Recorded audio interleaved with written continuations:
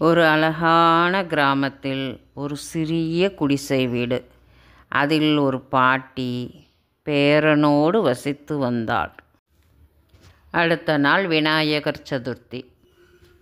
அருண், பாட்டி, நாளைக்கு விநாயகர் சதுர்த்தி தானே, நாமும் கொண்டாடலாமா என்று கேட்டான். பாட்டி சோகமாக, கண்ணா, ஆசையாக இருக்கு, ஆனால் பணம் இல்லையே, சிலை வாங்க முடியாது, கொழக்கட்டை செய்ய அரிசி கூட இல்லை. அருண் கண்களில் கண்ணீர். அப்போ நம்ம வீட்டுக்கு விநாயகர் வரமாட்டாரா?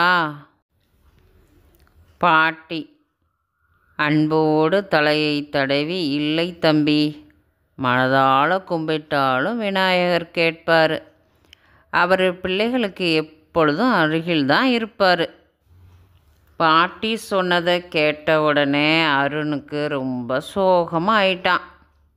சரி பாட்டி, நான் தூங்க போகிறேன், எனக்கு தூக்கம் வருது அப்படின்னு கூறிட்டு தூங்க போயிட்டான். அருண் படுத்து தூங்கி கொண்டிருந்தான். திடீரென்று ஒரு ஒளிவட்டம். சிறிய அழகான விநாயகர் தோன்றினார். விநாயகர், அருண், உன் மனம் தூய்மையானது. நீயும் பாட்டியும் நம்பிக்கையோடு என்னை அழைத்தீர்கள். நாளை காலை பார்ப்பாய், நான் உங்கள் வீட்டில்தான் இருப்பேன். ஐ, உண்மையா? உண்மையா விநாயகரே? ரொம்ப நன்றி. அவன் கைகளை இணைத்து வணங்க விநாயகர் மறைந்து விடுகிறார். மறுநாள் காலை பாட்டி வீட்டின் கதவை திறந்ததும் கதவின் முன் மண் விநாயகர் சிலை, தோரணம், மலர்கள், பழங்கள், கொழக்கட்டை, பால் பாயாசம் எல்லாம் இருந்தது.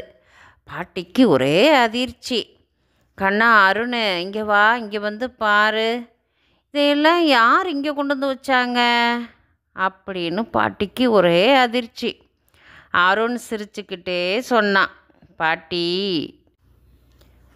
இது விநாயகர் மந்திரம். நேற்று இரவு அவர் என்கிட்ட வந்து சொன்னார், நான் உன் வீட்டுக்கு வர்றேன் அப்படின்னு என்னோட கனவுல சொன்னார் பாட்டி. பாட்டி கண்ணில் கண்ணீர் வழியுது. நம்ம என்ன பாக்கியம் செஞ்சோமோ, விநாயகரே நமக்கு வந்து ஆசீர்வாதம் பண்ணியிருக்காரே.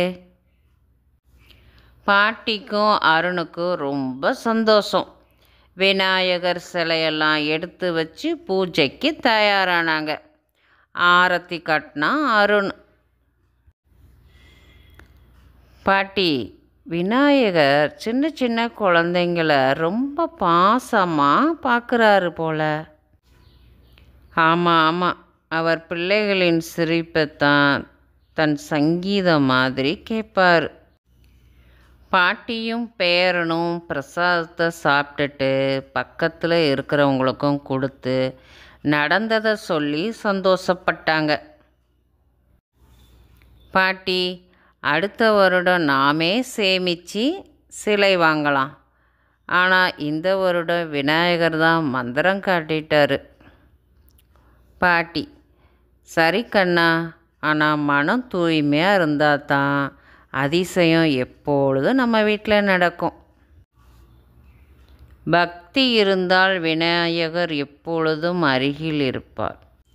அருணும் பாட்டியும் அன்று இரவு மீண்டும் விநாயகர் முன் அமர்ந்து, நன்றி விநாயகரே, அடுத்த வருடமும் மந்திரமோ அதிசயமோ இல்லாமல் கூட நாங்கள் உன்னை மனதில் நினைத்து கொண்டாடுவோம் என்று கும்பிட்டார்கள்.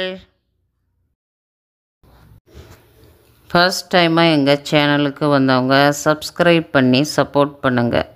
நிறைய பேர் சப்ஸ்கிரைப் பண்ணாமலே பார்க்குறீங்க, சப்ஸ்கிரைப் பண்ணுங்கள், லைக் பண்ணுங்கள், உங்கள் ஃப்ரெண்ட்ஸோட ஷேர் பண்ணுங்கள். Keep supporting friends.